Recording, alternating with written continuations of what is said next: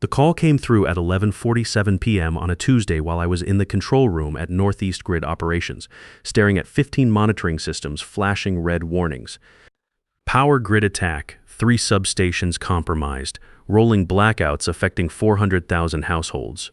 My phone buzzed.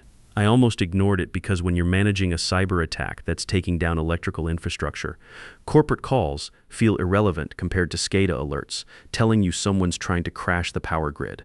But I answered anyway, because that's what 23 years of being the crisis guy conditions you to do. Pierce speaking. Grayson, it's Mason Clark from headquarters. Effective immediately, we no longer require your services as Senior Infrastructure Security Specialist. Your employment is terminated as of today.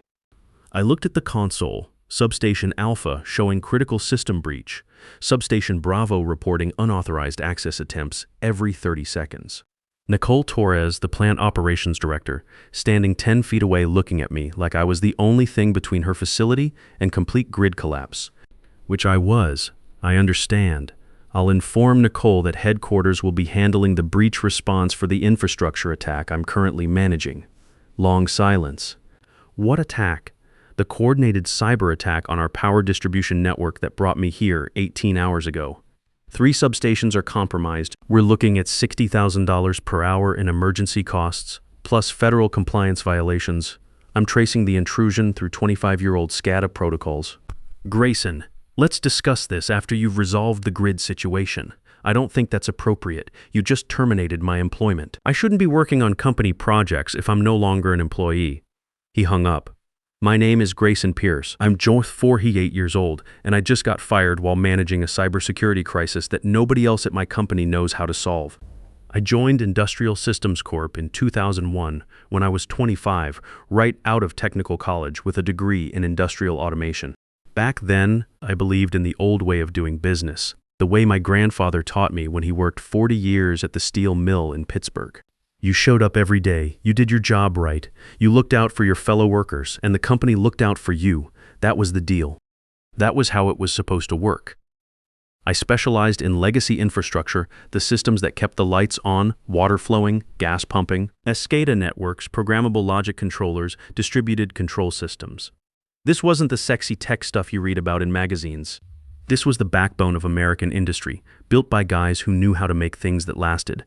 When a power company got hacked and their IT department couldn't trace the intrusion, they called Industrial Systems. Industrial Systems sent me. I was the guy who understood both the old-school craftsmanship that built these systems and the new-school threats trying to tear them down. Over 23 years, I'd responded to 310 security emergencies across 15 states. I'd traced attacks on water treatment plants, diagnosed breaches in natural gas distribution networks, and stopped hackers from shutting down electrical grids that powered entire cities. I'd worked through hurricanes when linemen were out restoring power lines and engineers like me were inside making sure the systems they connected to were secure. I'd missed family dinners, weekend fishing trips with my son Brady, anniversary celebrations with my wife Diana. I'd spent my 45th birthday in a server room in Cleveland, while Diana celebrated alone at home with a store-bought cake. That's what dedication looked like in my generation. When your community needed you, you showed up. The work wasn't just a job, it was a calling. These weren't just computer networks I was protecting. Every time I secured a power grid, I was making sure hospitals could keep running during emergencies. Every water treatment plant I protected meant families could turn on their taps and trust what came out. Every gas distribution system I secured meant people could heat their homes when winter hit hard. Most importantly, over those 23 years, I developed deep expertise in legacy SCADA protocols that most of the utility industry still runs on, but nobody teaches in school anymore. Every power company had unique implementations. Every system had custom modifications built by engineers who'd retired decades ago. Every security model had quirks that existed only in my experience-based understanding of how American infrastructure really worked. That knowledge was what made me valuable. That knowledge was also what Mason Clark had just eliminated from Industrial Systems' crisis response capability at the worst possible moment. The grid attack had started 19 hours earlier. 3 utilities minus Northeast Grid Operations, Connecticut Valley Electric, and Regional Power Cooperative had called our emergency hotline within 2 hours of each other, reporting sophisticated intrusion attempts. All 3 used similar legacy SCADA architectures. All three were experiencing identical attack patterns. This wasn't some script kiddie trying to cause chaos for internet fame. This was the kind of coordinated attack that defense contractors and federal agencies had been warning us about for years. Someone with serious resources and deep technical knowledge was systematically probing the backbone of the Northeast's electrical infrastructure.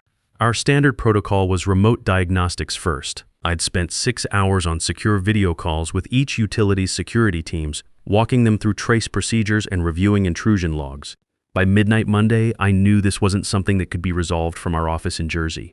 The attack pattern suggested someone with insider knowledge of American infrastructure was probing for vulnerabilities in 20-year-old code that most people assumed was too obsolete to be worth attacking. They were wrong.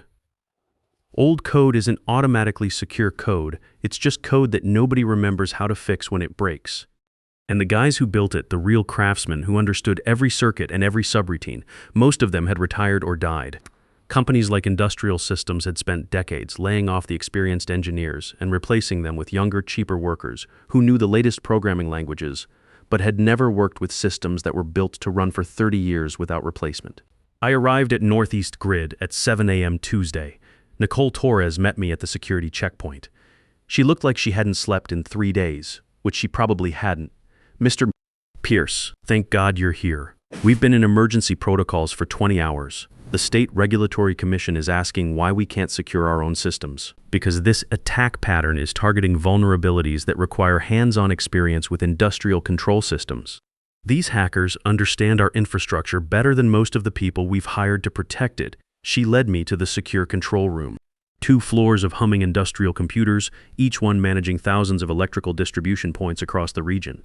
When they were working normally, they processed power distribution for 2.3 million customers, all running on backup protocols now, all costing Northeast Grid approximately $25,000 per hour in emergency operations.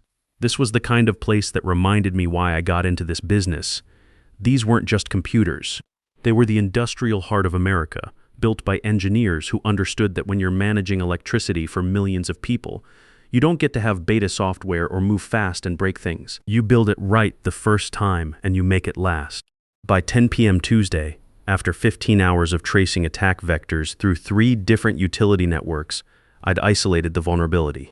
The hackers were exploiting a buffer overflow in legacy SCADA code that handled load distribution calculations.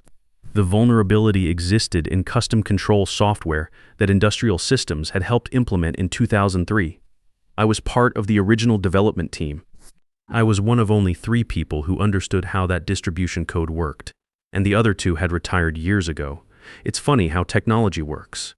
We built these systems to last forever, and they did, but forever in engineering terms means dealing with problems nobody anticipated 20 years later.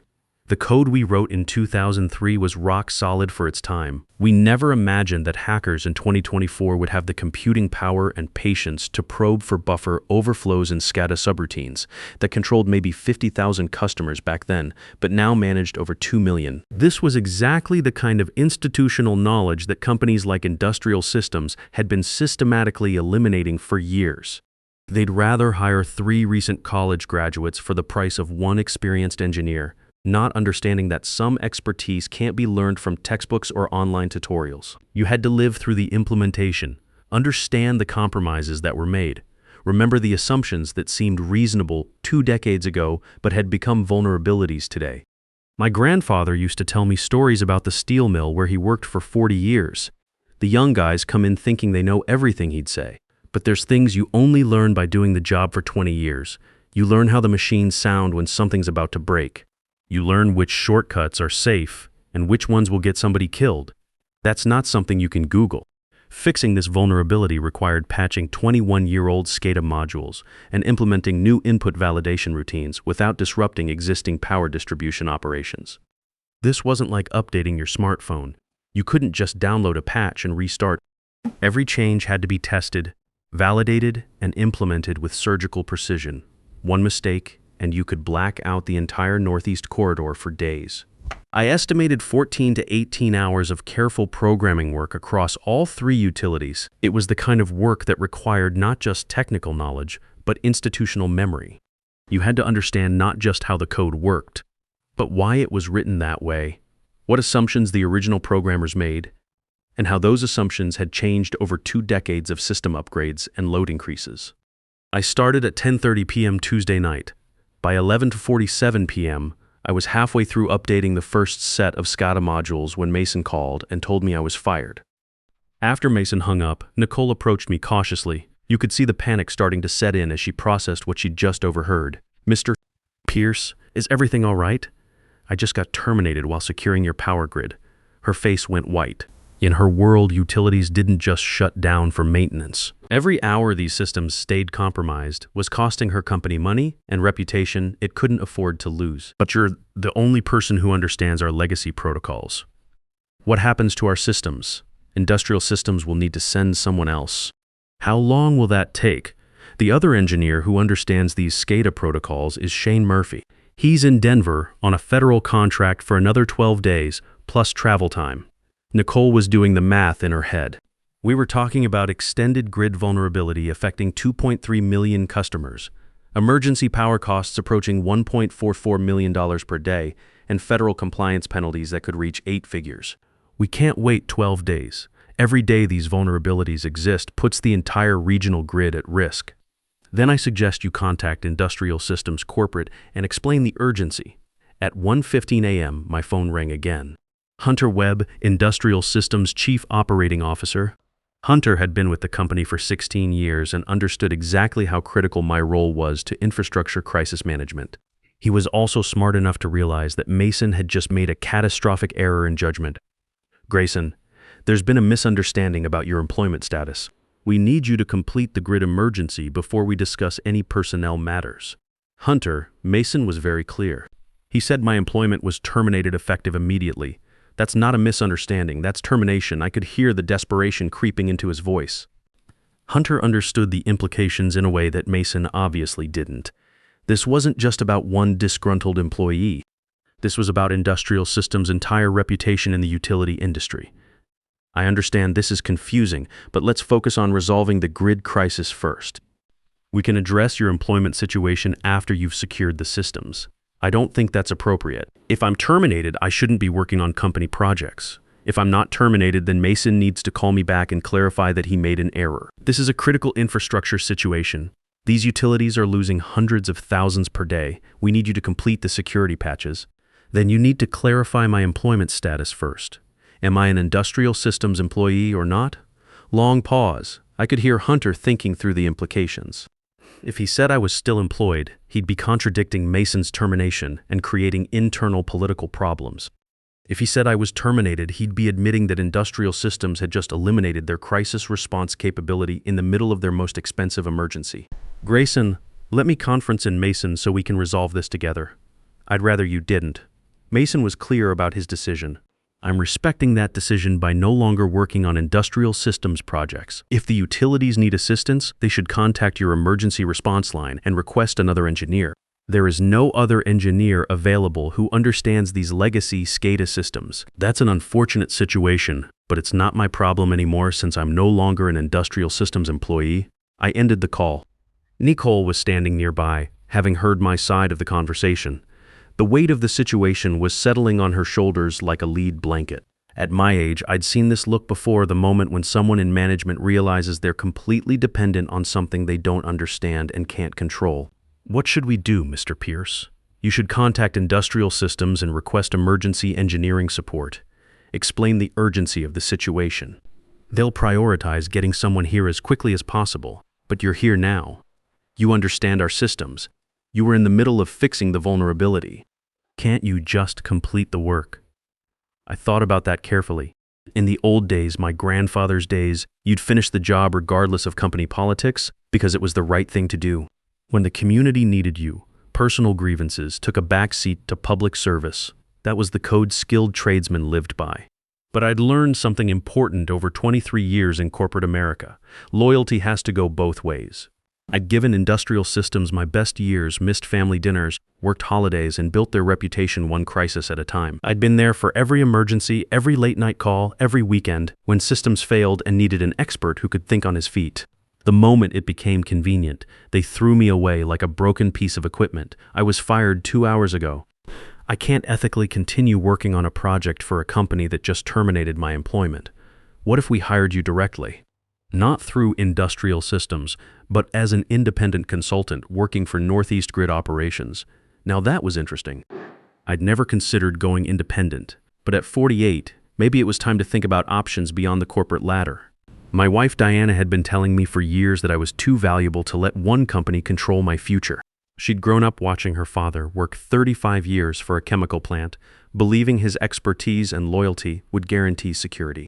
When the company got bought out by a foreign corporation, they eliminated his pension and laid him off at 62. "Nobody looks out for you except you," she'd always said. "These companies will use you up and throw you away the minute some accountant decides you're too expensive. That would create contractual complications," I told Nicole. "Your utility has service agreements with Industrial Systems. Those agreements probably have exclusivity provisions preventing you from hiring outside consultants to work on Industrial Systems design systems." "I'll check our contracts." She called Northeast Grid's legal department, had a quick conversation that involved a lot of technical terms and urgent whispers, then looked at me with cautious optimism. "Our legal team says the service agreement has exclusivity provisions for routine maintenance, but emergency patches can be conducted by any qualified consultant if Industrial Systems cannot provide timely support." They're defining timely support as within 48 hours of request. That was the opening I needed. Not just to solve this immediate crisis, but to test whether there was a future beyond Industrial Systems. At 48, I was too old to start over at another company, but maybe not too old to start working for myself. Have the utilities formally requested emergency support from Industrial Systems. She sent an email to Industrial Systems Emergency Response Team, copying me, formally requesting immediate engineering support for the grid security breach and noting that the previous engineer, me, was no longer available to complete the patchwork. She marked it urgent and requested response within 6 hours. At 3:30 a.m., we received a response from Industrial Systems Emergency Coordinator that told us everything we needed to know about how this was going to play out. "We acknowledge your request for emergency engineering support. Our senior infrastructure specialists are currently committed to other client emergencies. We are working to identify available resources and will provide an estimated response timeline within 18 hours. 18 hours. In corporate speak, that meant they had no idea how to solve this problem without me, but they weren't ready to admit it yet. Hunter was probably spending his Wednesday morning calling every contractor and consultant he could find, trying to locate someone who understood SCADA protocols well enough to not make the crisis worse. Nicole showed me the email with the kind of desperate expression you see on people who are watching their career go down in flames through no fault of their own. What does this mean? It means Industrial Systems doesn't have anyone available to send. Shane is in Denver, and apparently nobody else at the company has the expertise to handle SCADA vulnerabilities. So we wait unless you want to exercise your contract provision and hire an independent consultant. Are you available as an independent consultant? This was the moment. At 48, after 23 years of corporate life, I was being offered the chance to work for myself, to set my own rates, choose my own projects, and never again have to worry about some middle manager deciding my expertise was too expensive. Deanna had been right. This wasn't a crisis, it was an opportunity. I could be. What would your rate structure look like? I thought about that carefully. Independent consulting rates for emergency infrastructure work typically range from $250 to $800 per hour depending on expertise level and urgency. I was at the top of the expertise scale, and this was definitely urgent. But more than that, I was the only person available who could solve this problem. That kind of scarcity has value. $450 per hour for emergency security work, minimum 24-hour engagement to ensure complete vulnerability patching and system validation. That's $10,800 total payment terms. 50% deposit before I resume work, remaining 50% upon successful system restoration. Nicole didn't even blink. When your power grid is vulnerable to cyber attack and you're facing federal penalties that could reach tens of millions, $10,800 for a solution starts looking like a bargain. Done. I'll have our CFO process the deposit immediately. At 4:45 a.m. Wednesday morning, my phone chimed with a bank transfer notification. $5,400 had just cleared into my personal checking account. More money than I'd ever received for a single day's work in my entire career. At 5 a.m., I resumed work on the SCADA security patches, but now I was working for myself. The funny thing about doing the same work as an independent consultant instead of a corporate employee is how different it feels. Every line of code I wrote was billable. Every problem I solved was building my reputation instead of someone else's company. Every decision was mine to make. For the first time in 23 years, I wasn't just fixing someone else's crisis, I was building my own future. By 2 p.m. Wednesday, I'd completed the vulnerability fixes across all 3 utility systems. The work went faster than expected because I wasn't dealing with corporate approval processes or having to document every decision for managers who wouldn't understand the technical details anyway. By 6 p.m., I'd updated the security protocols and conducted full system testing. By 10 p.m., all 3 utilities were back to normal operations with no security vulnerabilities and no power distribution errors. Total crisis time, 47 hours. Total emergency costs, approximately $2.82 million. But the systems were secure, and the patches I'd implemented would prevent similar SCADA-based attacks in the future. More importantly, I'd just proven to myself that I didn't need industrial systems. They needed me. Nicole was watching the distribution monitors with visible relief as power management returned to normal operations across the grid. The green lights were beautiful, each one representing thousands of customers who had their electricity back, finally flowing through the system like it was supposed to. Mr. Pierce, I cannot thank you enough. You saved us from a disaster that would have been catastrophically worse if we'd waited for industrial systems to send another engineer. You're welcome. I'll prepare a technical report documenting the vulnerability, attack methodology, and patch procedures.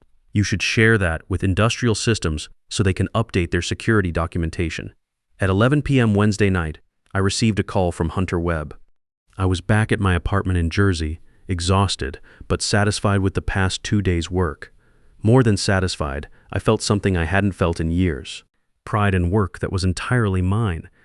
Grayson, I understand you completed the grid security work as an independent consultant. We need to discuss your employment status. Mason's decision to terminate you was premature.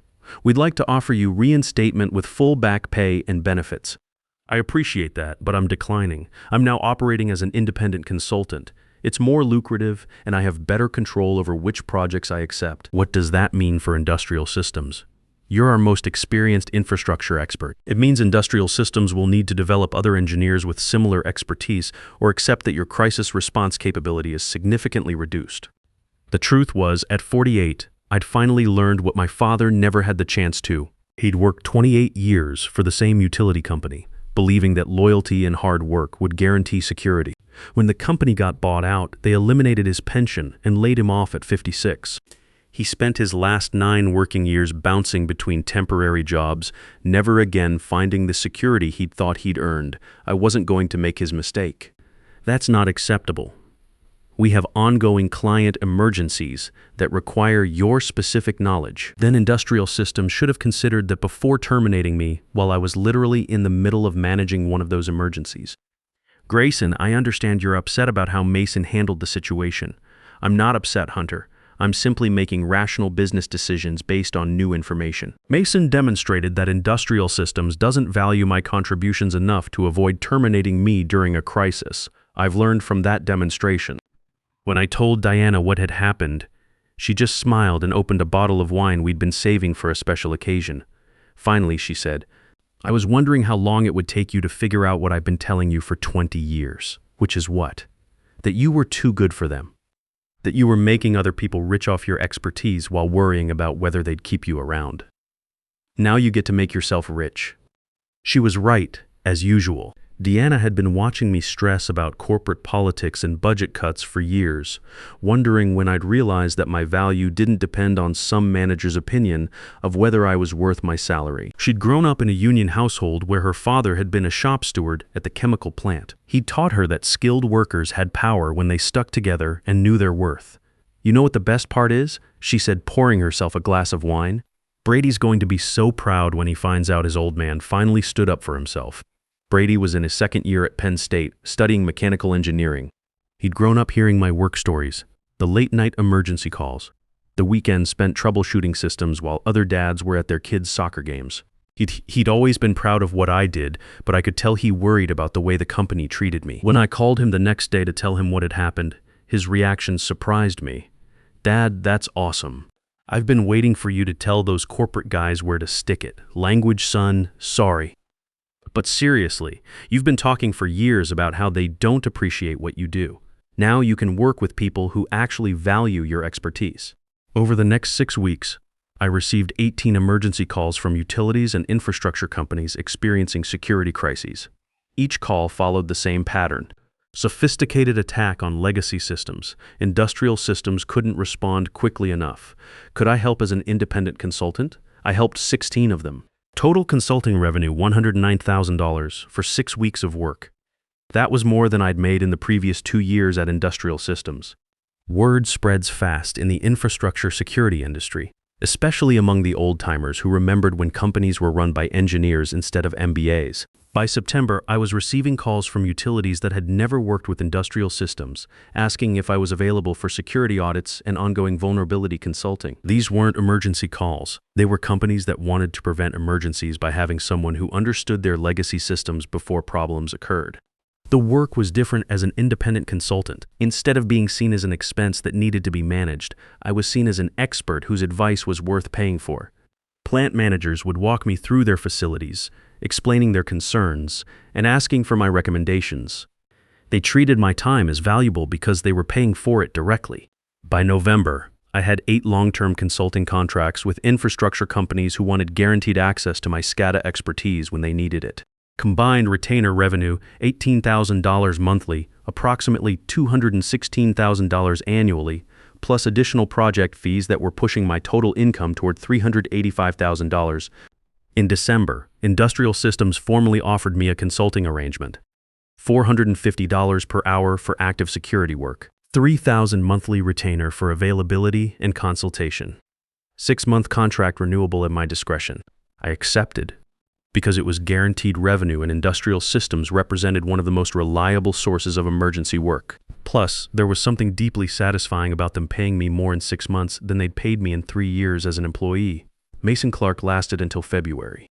The board terminated him after they calculated that his decision to fire me during the grid crisis had cost Industrial Systems approximately $1 in lost client contracts, emergency recovery costs, and consulting fees they were now paying me instead of employing me directly.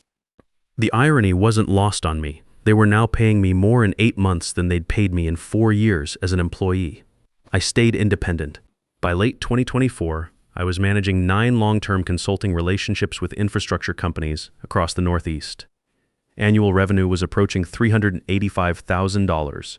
I was working approximately 60% of the hours I'd worked at Industrial Systems while earning nearly triple my previous salary. More importantly, I was valued. When clients called me for security crises, they understood they were paying premium rates for premium expertise. Nobody questioned whether my approach was worth the investment. They'd all seen what happened when they tried to solve legacy system vulnerabilities without specialized knowledge. But the real change wasn't financial. It was psychological. For the first time in my career, I wasn't worried about layoffs, corporate restructuring, or some new manager deciding I was too expensive. My security came from my expertise, not from someone else's decision about whether to keep me around. Diana and I started talking about things we'd never been able to plan before. Maybe retiring to that cabin in New Hampshire we'd always dreamed about. Maybe taking that trip to Ireland we'd been putting off for 15 years. Maybe helping Brady with a down payment on his first house instead of worrying about whether we'd have enough saved for our own retirement. On a Saturday morning in March, almost a year after Mason's phone call, I was sitting on my back porch with Diana, drinking coffee and reading the newspaper. Brady had driven down from school for the weekend, and he was inside making pancakes, a tradition from when he was little. You know what I realized? Diana said, looking out at our garden where the daffodils were just starting to come up. What's that? You're happy now. Really happy. Not just content or getting by, but actually happy. She was right for the first time in years. I woke up looking forward to my workday. I was solving interesting problems for people who appreciated what I brought to the table. I was building something for my family instead of just surviving paycheck to paycheck. I'm happy, I said. I'm 48 years old, and I finally figured out what I'm worth. Brady came out with a plate of pancakes and sat down with us. Dad, I've been thinking about what happened with your old company. Yeah, I'm glad it happened. Not because losing your job was fun, but because now I get to see what you're like when you're working for yourself instead of working for people who didn't appreciate you.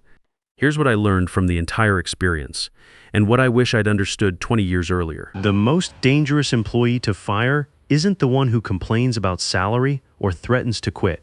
It's the one who's literally in the middle of solving a crisis that nobody else knows how to solve when you decide they're expendable. Because when you fire that person, you don't just lose their future contributions, you lose their ability to prevent the immediate disaster that's happening right now. And you discover that replacing specialized expertise during an emergency is impossible. Mason wanted to reduce headcount and eliminate what he saw as an expensive senior engineer. He got exactly what he wanted. I was eliminated, but my expertise wasn't eliminated. It just got a lot more expensive. In my generation, we were taught that companies would take care of us if we were loyal and worked hard. That might have been true once, but it's not true anymore. These days, you have to take care of yourself. The security you build through your own skills and reputation is the only security that nobody can take away from you. The best part? I'm not angry anymore. How can you be angry when someone's mistake turns out to be the best thing that ever happened to your career? Sometimes the best revenge isn't proving people wrong. It's letting them experience the full cost of being right about what they wanted. Mason wanted me gone. I was gone. Then he got to explain to his executives why the company's most critical client crisis was costing an additional $60,000 per hour, because the engineer who could fix it was no longer employed. I didn't sabotage industrial systems.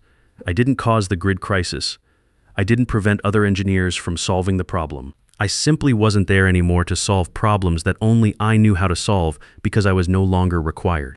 That turned out to be the most expensive termination decision Mason Clark ever made, and the most lucrative career transition I ever experienced. At 48, I finally learned what my father never had the chance to figure out.